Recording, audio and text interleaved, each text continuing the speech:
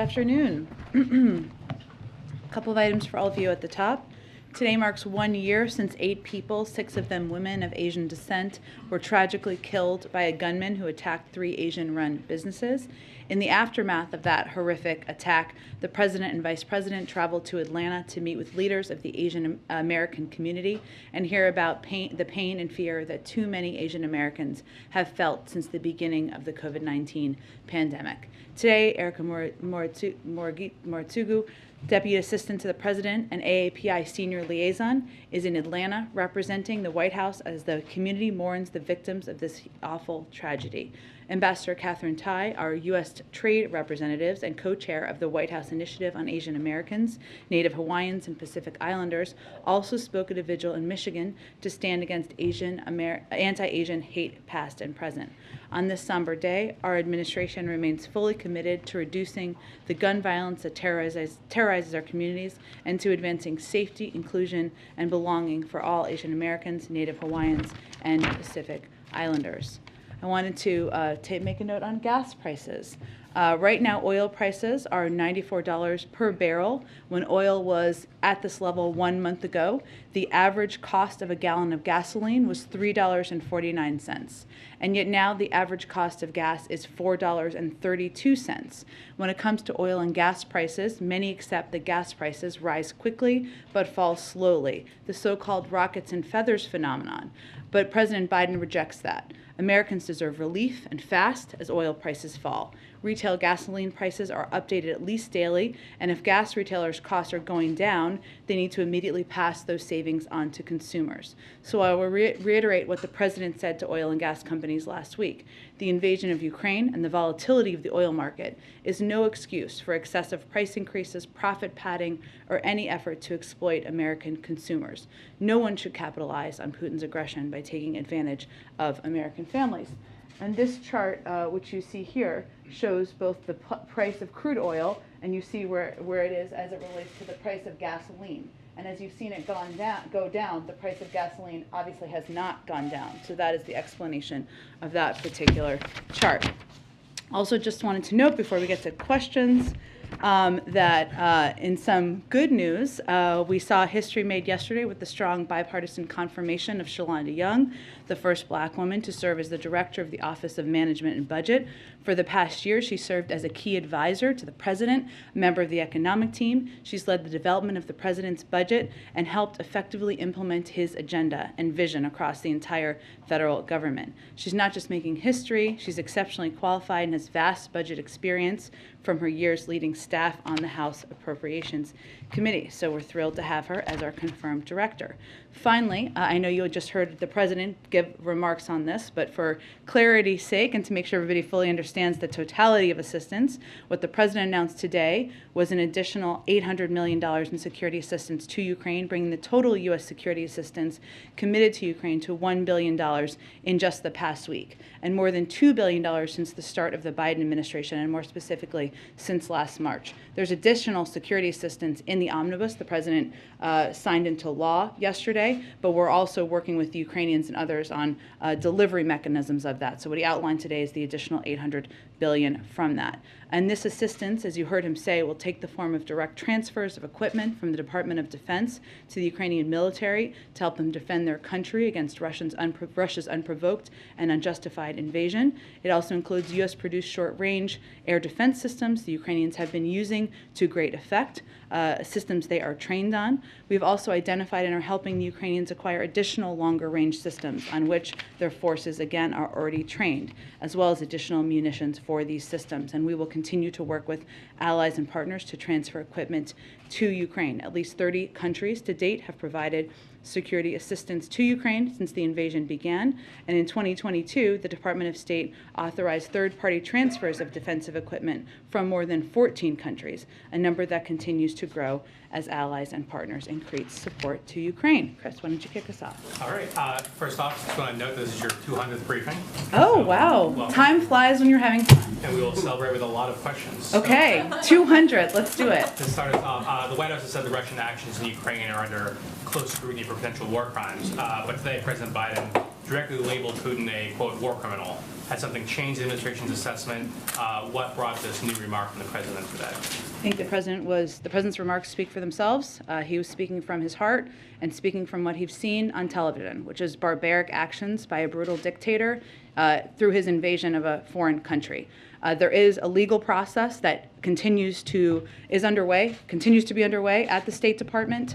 That's a process that they would have any updates on. So another question on the military assistance. Is the White House, is the administration facilitating the transfer of S-300 anti-air missiles? How is the U.S. facilitating that? How many might be provided to Ukraine? Well, let me just provide to you, as I've educated myself a little bit on weapon systems over the past few days, I thought this might be helpful to you. So S-300s are anti-aircraft systems. We are providing Stingers, are also anti-aircraft systems. There are a range of anti-aircraft systems that different countries have around the world. So as I noted, I know that President Zelensky called out specifically S-300s, and while I'm not going to get into specifics for security reasons, we are continuing to work with our allies and key partners to surge new assistance, including Soviet or Russian origin anti-aircraft systems, which is exactly what that is. But what we're talking about here is how to provide them a range of anti-aircraft systems that will help them do exactly what they've been doing, which is to shoot down planes. And part of what the president announced today was additional Stingers that serve exactly that purpose. Sure, but given that the S-300 has a much longer range than the Stingers, is that part of the administration's plan to find a way to facilitate that specific trend? Without getting into specific systems, there are a range of anti-aircraft systems that do have longer range. We are continuing to consult with our allies and key partners to surge that assistance, but I'm not going to get into more specifics. And the last question is, the Federal Reserve raised rates today, helped fight inflation. Is the administration confident that the Fed can beat inflation through rate hikes and not risk a recession? Well, I would note that Chairman Powell spoke to exactly that question today. So I would point you to his specific comments answering that question, where he did express confidence in the ability to take the steps he announced and avoid that. I would note that while we respect the independence of the Federal Reserve, as you, of course, as we have said many times, the president has also said in the past that he recognizes not only their independence, but that it is appropriate and necessary for the Federal Reserve to recalibrate their support to maintain stable prices. And obviously they made an announcement today. As it relates to, we obviously closely watch, hear from the administration and closely monitor all risks, and we continue to believe that the United States economy is positioned well to deal with the challenges ahead, even as we continue to monitor. And obviously there are events that impact the economy, including an invasion of a foreign country, and we're seeing that impact as well play out in the economic data. Go ahead. Back on this question of labeling Putin a war criminal. I mean, this war has now been going on for 3 weeks. So far, the president has declined to use this label. As you note, there is an ongoing sort of formal process before you can use this term. So something must have changed for the president to feel like he can take this additional step today. What? What else is he seeing? The president was answering a direct question that was asked and responding to what he has seen on television. We have all seen barbaric acts, horrific acts by a foreign dictator in a country that is threatening and taking the lives of civilians, impacting hospitals, women who are pregnant, journalists, others, and I think he was answering a direct question. The administration is making it very clear and publicly how much assistance the U.S. is providing to Ukraine. Whether we are fighting in this war or not, the U.S. is obviously heavily involved. Putin certainly knows all of this. He knows where this equipment is coming from. Is there any concern that you run the risk that he may view this as the kind of direct U.S. involvement, the direct confrontation that you are trying to avoid? Well, all of the equipment that we're providing, whether it's Stingers or Javelins or counter-artillery, mortar radar, counter UAV tracking radars, anti-armor systems, unmanned aerial systems. This is all defensive equipment and materials. It is more than we've ever provided to Ukraine in the past. It is a significant amount of assistance that we have expedited the delivery on, and we will continue to do exactly that. But as our Department of Defense, and they can certainly speak to themselves, they do risk assessments. They assess what the impact will be of the types of assistance they're providing. We're obviously watching how the types of assistance we have provided have helped the Ukrainians courageously and bravely fight back, and we're giving them more of that assistance. We've also given them additional types of assistance we had not yet provided to them, but again, these are all defensive weapon systems. You have noted from the podium that Putin has shown no signs of changing course. You've also noted that there are significant consequences that Putin could still face. Even with this additional aid that you're providing today, it seems there are still other options on the table. So why hold back? Why not use every tool at your disposal now to spare additional lives? Well, I think if you look at the range of tools that we've used to date, we have implemented more economic sanctions than we have on any other economy in the world. You could compare it potentially to Iran or maybe North Korea, but Russia is a much more significant economy, a larger economy, and so I wouldn't say that we are holding back in that sense. We do have additional steps we can take, as we've talked about a bit in here before. Obviously, the SWIFT banking system and the implementation of those sanctions happens institution by institution. There are additional individuals that can be sanctioned. We can have new targets. We can deepen the severity of sanctions on existing targets. We can further eject Russia from the international economic order. We can further deny Russia the capacity to modernize and diversify its economy, like we have with the export controls and the cutting off of access to a lot of technology. And we can further expose and hold to account the kleptocracy. These are additional actions we have, additional options we have, and we can take them, and that is a decision that we would make through a discussion internally. But what are you waiting for? We have additional escalatory steps that we can take, but I would just note that we have not held back. We have done more economic sanctions and had more, put in place more financial consequences than we have in any circumstance ever in the world. So I wouldn't say that is holding back in any capacity. Go ahead. Jen, does the White House have any insight or assessment of the negotiations between Ukraine and Russia?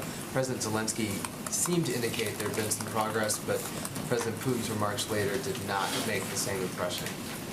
We obviously stay in very close touch with the Ukrainians, but what I would note is we haven't seen any effort to de-escalate from President Putin and from the Russian military. So while we will continue to be very supportive in a range of ways of diplomatic efforts, whether that is engaging directly with the Ukrainians, with the Europeans, you saw obviously Jake Sullivan had a call with his counterpart this morning as well, but we also are providing a range of security assistance and economic assistance to make sure we're strengthening Ukraine as they go into these discussions.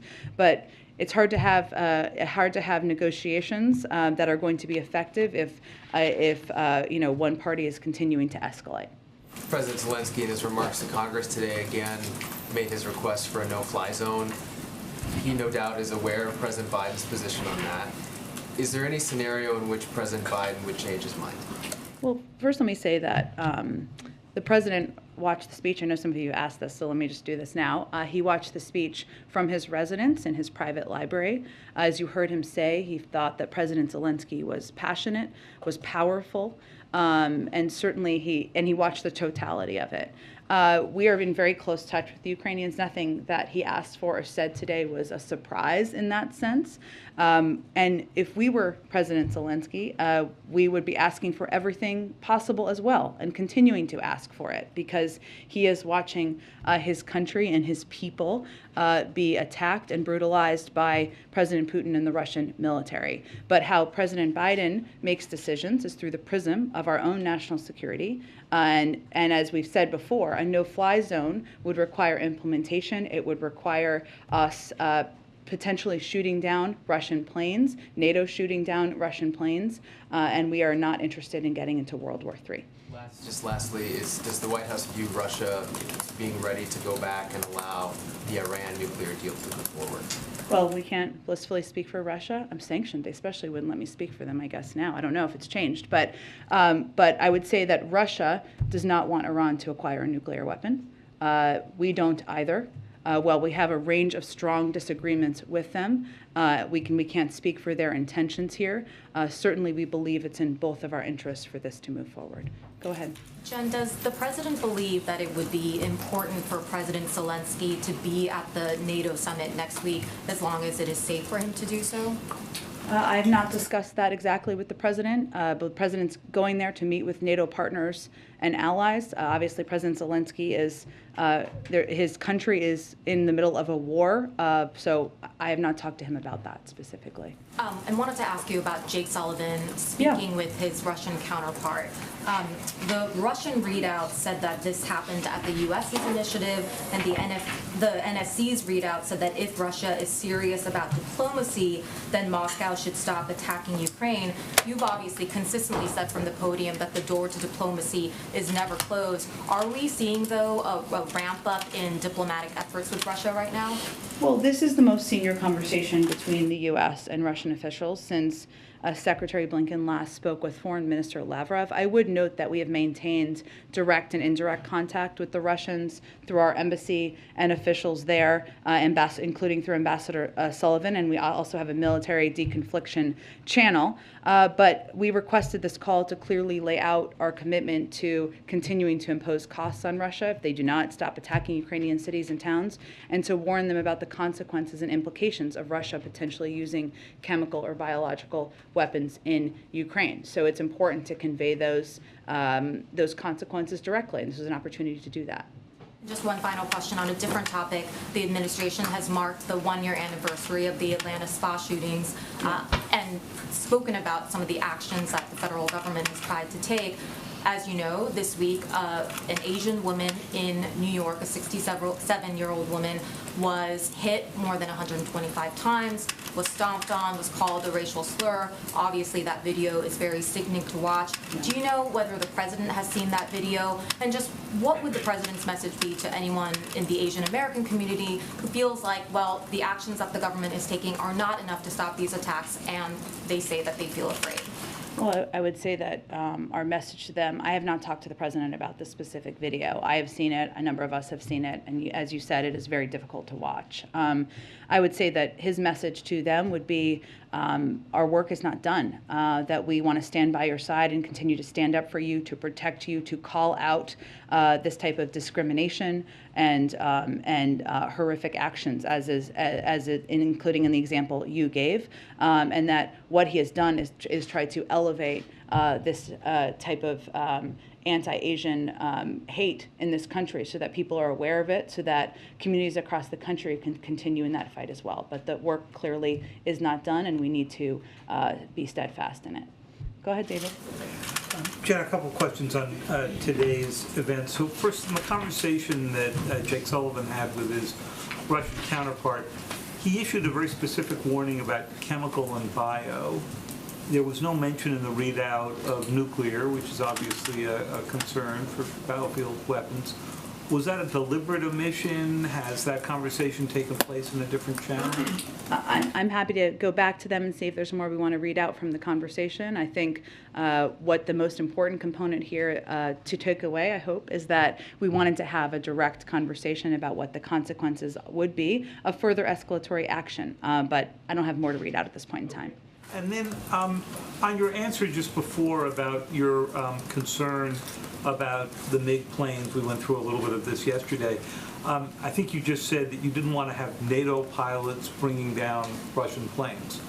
But under the administration's policy of moving out this long-range anti-aircraft, it's okay to have NATO equipment bringing down Russian planes as long as it's launched by a Ukrainian. Am I understanding the policy right? Well, I think you've heard us talk a fair amount about the planes from Poland. And again, Poland is a sovereign country, so they can make decisions on their own. What we have done is done an assessment of our role and the U.S. role and what our view would be of NATO, of these planes taking off from NATO airspace. Again, I would note that the equipment that we've provided is defensive, as you know, not offensive, and we see that as being a difference. We're also looking at... Because the planes can be used for an offensive purpose and the anti-missile systems cannot. Correct. Also, I would note that what our Department of Defense officials also assessed is what's most effective.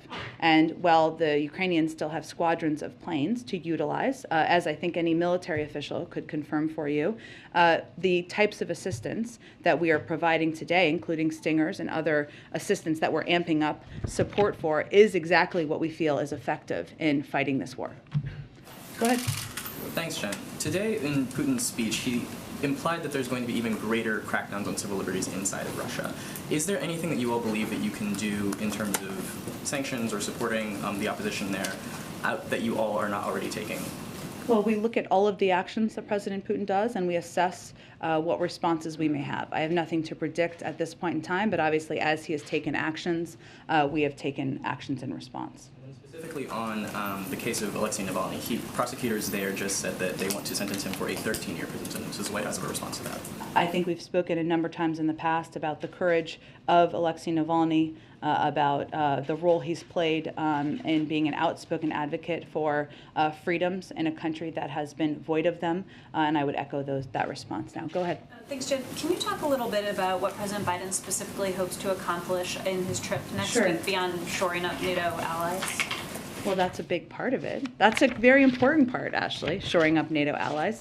Look, I think from the beginning, and even before this conflict began, we have viewed rebuilding alliances in the world as a key component of what the Biden administration and President Biden could specifically do on the global stage following his predecessor's actions. So what he'll be doing, while he's there, he's meeting with our NATO allies to coordinate our deterrence and defense. So they will obviously talk about where things are on the ground, coordinated responses, assistance we're providing. NATO at this point, as you all know, is more united and more determined than we've been in decades. So we certainly would be focused on continuing that unity. He's also going to join European leaders in a separate part of the day to discuss our work to impose economic costs on Russia. As I noted earlier, there are obviously a range of coordinated steps and costs we've taken. There's more that we could do. We have the capacity, the ability to do, and we want to continue to do as much of that in a coordinated fashion. We're also looking to continue to provide a range of humanitarian support, especially as we're seeing a surge of refugees continue to grow across the border, and discuss a range of ways we can address the challenges stemmed from Putin's war in a coordinated fashion. And on a slightly lighter note, does the administration have a position on the effort in Congress to make daylight savings time permanent? I have seen those reports. I was trying to think of a joke. I couldn't think of one. I don't have a specific, we are obviously coordinated and work closely with Congress on all legislation they consider, but I don't have a specific position from the administration at this point of time. President more of a morning person or an afternoon? Because people are often divided in those ways, so I'm just curious. That is true. Now, to de-link it from the specific question, he is more of an evening person, but I don't know what analysis you'll provide, but I'll look forward to reading tomorrow. Go ahead. Thank you, Jen. Has President Biden spoken to President Zelensky today? Not since this morning. If he does, and when he does, which I'm sure he will soon, we will provide that readout to all of you. Got it, thanks. Today, President Zelensky made a distinction between a humanitarian no-fly zone and a blanket no-fly zone. Does the administration view them as being different or the same thing? Well, there have been descriptions of both of those over the past couple of weeks, and sometimes a humanitarian, and I don't want to put words in his mouth, but a humanitarian no-fly zone can be specific geography or a portion of Western or parts of Ukraine, whereas a no-fly zone, sometimes people refer to it as the totality of the country. In our view, in the view of the military, there's not a difference in terms of the implementation and the escalatory impact. Thank you. And then today, the Vice President spoke with the President of Slovakia, which is one of 3 countries that can actually provide those S-300s. But the readout does not mention the missile system. So can you tell us whether the Vice President directly asked Slovakia to provide them to Ukraine? I can't get into more specifics other than to convey that we are having conversations with a range of allies about providing additional assistance, anti-aircraft assistance. And again, there are a range of systems, including some of the systems that we provided and we are going to be expediting delivery of to Ukraine from the United States. And one more on the warplanes that Zelensky asked for today. I mean, you've made very clear that the U.S. Is opposed to doing that right now. I wonder if the U.S. is also discouraging other NATO allies from providing fighter jets, even if the U.S. would not have to serve as a middleman.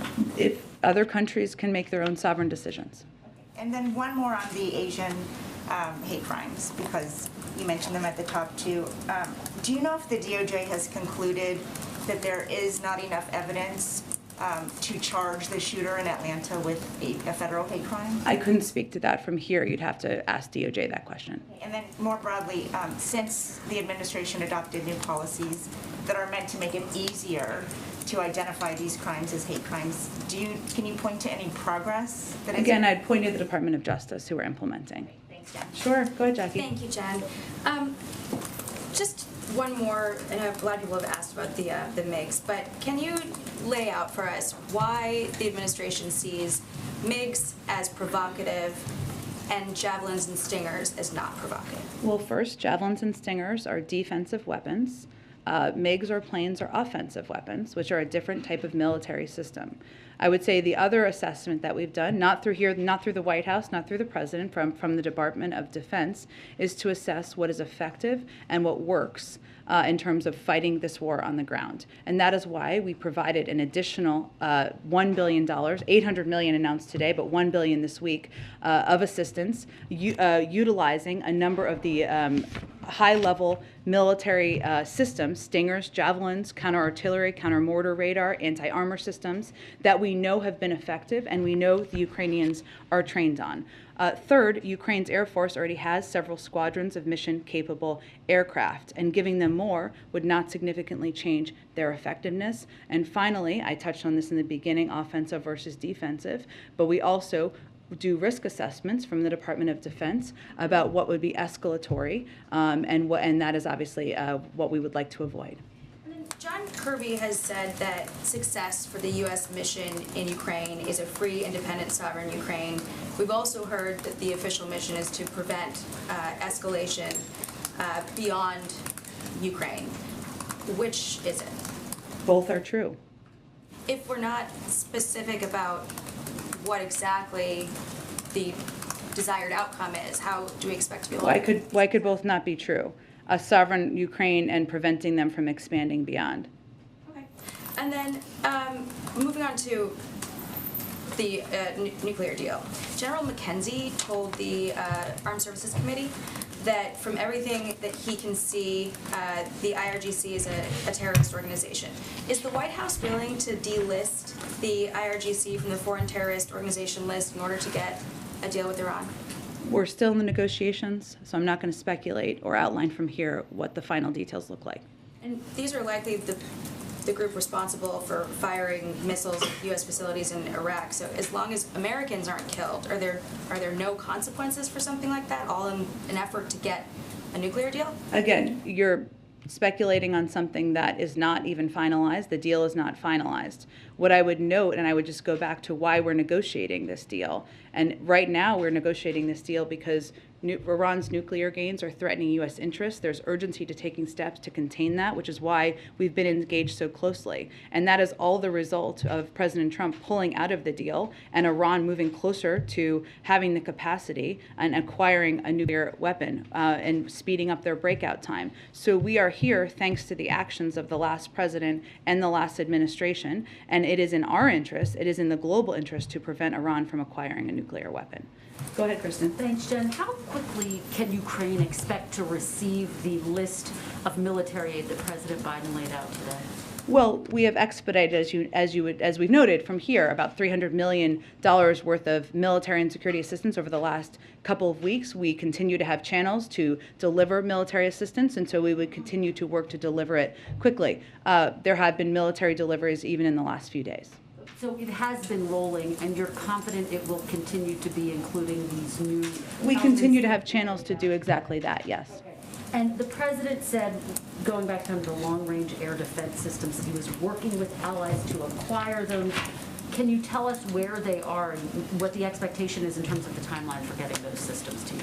I can't outline where they are because we're going to keep those conversations private. I would note that a great deal of what we're doing is augmenting the type of effective military assistance that we're doing from the United States and working to prioritize equipment that they are trained on. But we are discussing with a range of partners. When we say Stinger or Javelins, those are brands. There are different kinds of similar assistance or other types of assistance that different allies have around the world. And I want to go back to the MIGs quickly and just be crystal clear about what you're saying, because when I asked the president about this earlier, he said he's not going to comment. He didn't say that it's not an option, so. Well, we've spoken to it Yes. approximately 167 times, so maybe he, yeah. But, well, here's 168. Go ahead, go ahead.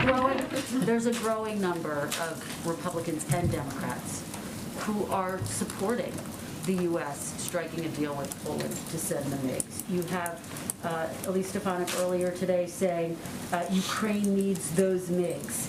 You have Scalise saying getting those MiGs in immediately is critical. There's a growing chorus of voices saying that now is the time. Has the president reconsidered his stance at all at this point? No, because our military makes assessments, which they put out that assessment last week, and I would just echo that one part of the assessment is based on what equipment is effective in fighting this war, anti-armor and air defense systems. They are effectively defending the country. That is what we have provided additional assistance on. Second, they have several squadrons of mission-capable aircraft. I don't think that's enough, Jen. You heard President That are Zelensky not being, very Kristen, that are Okay. not being utilized. This is the assessment by our Defense Department. Third, they are also assessing that the transfer to Ukraine may be mistaken as escalatory. So this is how our Defense Department is assessing. They are assessing also that it would not significantly change the effectiveness of the Ukrainian Air Force. And these are the types of risk assessments we certainly understand. We share the passion, the anger, the horror at what we're seeing. And that is why we significantly increased the types of military assistance, the types of equipment that we know is effective, and our Defense Department is determined is effective in fighting this war. President Zelensky ended his speech today by saying, being the leader of the world means to be the leader of peace. Is President Biden satisfied that he's leading this leadership moment, given that we're now 3 weeks into this war? Well, I would say that President Zelensky also thanked the president for the role he's played. And without President Biden, there would not be 30 countries around the world providing security and military assistance. NATO would not be as aligned as it is. We would not be unified in our implementation of the most crippling sanctions we've ever implemented against a foreign country. We will continue to stand by President Zelensky's side, the side of the Ukrainians and the brave and courageous Ukrainian people, and continue to build on the efforts that have been underway to date. We're very quickly, in the wake of the second gentleman testing positive, has President Biden been tested today, and has the Vice President been tested? I can check on the Vice President. The President has not been. He was tested on Sunday. He was not a close contact, so we have not changed our testing mechanism. Let me check on the Vice President. I know they put out some information last night. I'll see if there's an update. Go ahead. Thanks, Jen. Can you confirm that Switchblade drones were part of the package? And if so, do you consider that still defensive? I don't have more details beyond what was in our fact sheet to confirm from here. Okay, and is the U.S. monitoring the hostage situation in Chernobyl? And did that come up in the call with Sullivan today? We are definitely closely monitoring that situation, and I can check and see if that was a topic of discussion during their call. Also, just lastly here, what does the administration make of the Russian proposal of Ukraine being a demilitarized Austrian, Swedish-type model? As a part of their 15-point discussion, look, our focus is on supporting the Ukrainians in their efforts. Obviously, pursuing diplomacy is something we will always support, but as President Putin and the Russian military continues to take escalatory steps on the ground and take military action against civilians and innocent people, we think that is the biggest place where we need to say change. Go ahead. I wanted to ask if you're in a position today to say anything more about the contours of the president's travel next week. What's after Brussels, if anything? I don't have anything more for you at this point in time. We're still finalizing any additional details. The fact that the second gentleman did test positive, does that raise concerns here about the state of the situation in the country with BA2 or any other variant that might be around? It does not from our health officials. Jen, back Go in ahead. the room. Can I ask I'll go to the back in a briefly, second. Go ahead. Sarah Bloom Raskin withdrew Yeah. her nomination yesterday. I'm Yeah. wondering if you can speak to that, and in particular, will the president name a new nominee soon for that post? He certainly will nominate a new person to serve, to nominate to that post. It's been less than a day, so it may be a little bit more time. We are certainly disappointed. Sarah Bloom Raskin remains one of the most highly qualified people to ever be nominated to this position, but it's an important role, and he will nominate someone to fill the position. About those final sort of days played out on that? Was there an attempt to get bipartisan support, or was Senator Manchin's statement sort of seen as the decisive one when No, I would say, as I said from this podium, there was continued efforts to seek bipartisan support and continue to support her candidacy. And sorry, going back to the drones, is your position that the drones were assessed by the Defense Department to not be perceived as escalatory and to not be perceived as offensive weapons? Again, I don't have anything more to confirm beyond what was in the fact sheet and the specifics in there, but defensive weapons is what we have provided. Go ahead. Yeah, I'll go to the back in a second. The administration, including you yesterday, have raised very dire warnings about what will happen if this COVID money doesn't come through.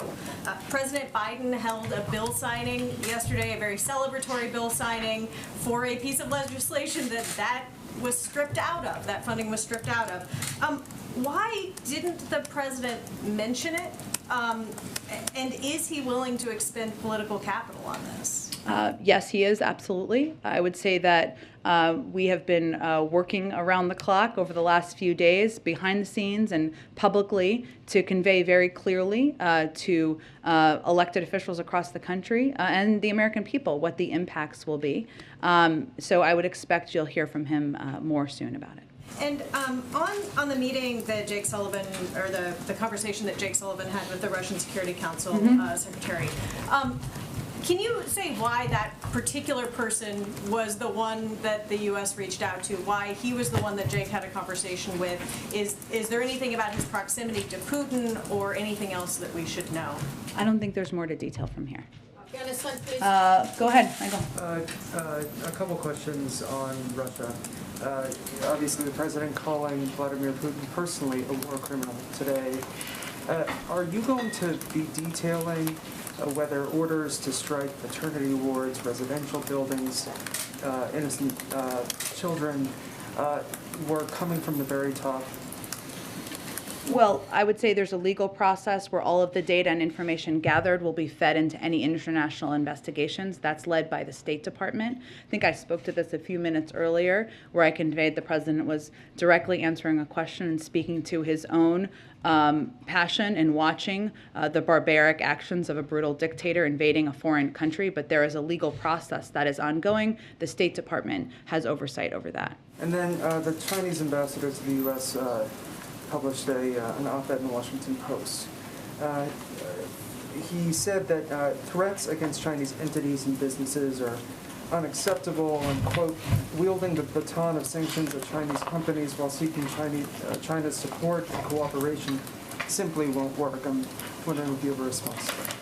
Well, I would say that I don't believe that's that's an accurate depiction of what we've been doing. What we've been conveying is that rhetorical support or the clear rhetorical lack of denunciation of what Russia is doing flies in the face of what China stands for, including basic principles of the UN Charter, including the basic principle of respect for sovereignty of nations.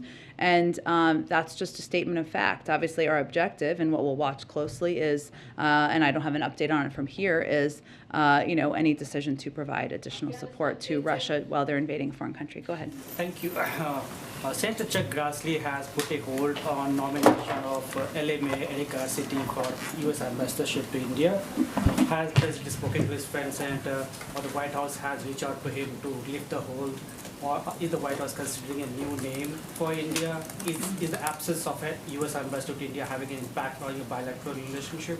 Well, he can't actually prevent a vote from moving forward on the floor. I mean, he can convey his opposition, as is the right of any senator. But Mayor Garcetti is out of committee, and we're hoping to see a vote on the Senate floor soon. And the president has confidence in Mayor Garcetti and believes he'll be an excellent representative in India. It is critical, of course, that we have confirmed leadership at all of our embassies, including India, and we urge the Senate to confirm him as quickly as possible. In the middle of this war with Ukraine, how are the world's largest and oldest democracies working together to bring peace in the region? Well, I would say, as you know, we remain in touch through a range of channels from our national security team with leaders in India and continue to encourage leaders to work closely with us to stand up against President Putin's invasion of Ukraine. Go ahead. Thank you. The wheat supplies from both Russia and Ukraine have been disrupted and are forecast to be disrupted quite a bit going forward. Does the US see the danger, as some have been talking about a breakdown actually of food supplies to large parts of the world, maybe starting with Africa? Thank you. This is something we're watching very closely. I have a little bit of information on this, so let me see if I can find it. Let's see. And we are concerned about how the wheat supply could impact different parts of the world, less the United States and more other parts of the world. There are also impacts we could see in the United States, including fertilizer and the production of fertilizer. Ukraine is a large producer of fertilizer, so there are steps the Department of Agriculture has announced, and we are taking steps to work to address. But this is something, to go back to your original question, we are monitoring closely, and we are, of course, continuing to evaluate what types of humanitarian assistance we can provide to address. Just a quick one on another part of the world. Taiwan's foreign minister said just this week, might have been yesterday, that the US is about to announce more arms sales to Taiwan. Do you have anything on that? I don't have anything to predict, confirm, or read out on that. I'm happy to check with our Defense Department. Go ahead. Thanks, Jen. So the president's obviously sanctioned a lot of Russian oligarchs. I wonder about some of the laws, our laws, that enable this sort of international kleptocracy. Obviously, the president's been outspoken about his belief that America's tax code should be more fair, that should be enforced better. And I wonder if the president has thought about or has had conversations with people on the Hill about possible legislation that would change some of these laws, make real estate transactions more transparent, require companies and trusts to be registered to people by their actual name, prevent Americans from using offshore banks as tax havens. Any of that under consideration? A number of those he's expressed support for in the past. I'm happy to check with our economic team and see if any of those are under discussion. No sense that those talks have picked up. I just don't have an update on it. Go ahead, Karen. Just to go back to Jake Sullivan's call, you noted when you were first talking about it that this was the most senior conversation between the U.S. and Russia since Secretary Blinken's last conversation with Lavrov. So why now? Why today? Has something changed that's given the administration any reason to think this could produce some progress, a call like this? I wouldn't put that much optimism in it. I would say that there have been ongoing direct and indirect conversations with the Russians. It's not that it stopped at any point. Those have happened through our ambassador, and it just felt like the appropriate time for our National Security Advisor to have a discussion and directly convey that there will be additional consequences should things proceed, including if there is a use of chemical weapons. I guess to ask you the inverse then, Yeah. would there be any increasing concerns that prompted that call today? I would say that, diplomatic conversations and talks, there isn't always a magic reason why they happen in a particular moment. And this was just felt like the appropriate time for us to engage at that level. Go ahead. I have to wrap up in a second here, but go ahead. Thank you, Jen. You put out a list of all of the military equipment included in that $800 million that's being provided to Ukraine. Among those items, let me read them to you: 100 grenade launchers, 5,000 rifles, 1,000 pistols, 400 machine guns, and 400 shotguns. Are you saying those items are not offensive weapons? They're weapons that help the Ukrainian people fight against an invasion by a foreign country. They can be used offensively, can they not? Again, they're weapons. What I'm talking about is weapons that can be used to fight. The answer is yes. I mean, although you don't want to say it, that answer to that question is yes. And so, obviously, you're trying to make this distinction between offensive. Well, what we're talking about. Let me finish. Let me finish. Well, Let me finish my answer. No, you aren't. No, I was finishing a point, and then you can respond to my. Okay, go ahead. All right, you're making this distinction between offensive and defensive weapons. Anybody that looks at that list of weapons that I just mentioned, they would say clearly they're offensive. If a Ukrainian military officer or someone who is enlisted has one of these weapons, they can take out a Russian military official of some sort with these weapons. They're offensive in nature. So why not provide more offensive weapons like this to the Ukrainian military? Well, first of all, we are providing a range of rifles, etc. There is a difference between a plane and planes and massive military systems. I think anybody would recognize this. And what we're talking about, which is giving rifles and pistols to many of them farmers and people living in countrysides to defend themselves. I think there's a difference that most people recognize. Thank you, everyone, so much. Have a nice day. You promised the back of the room. I will get to you tomorrow. I'm sorry, I have to wrap up. I apologize. Jen.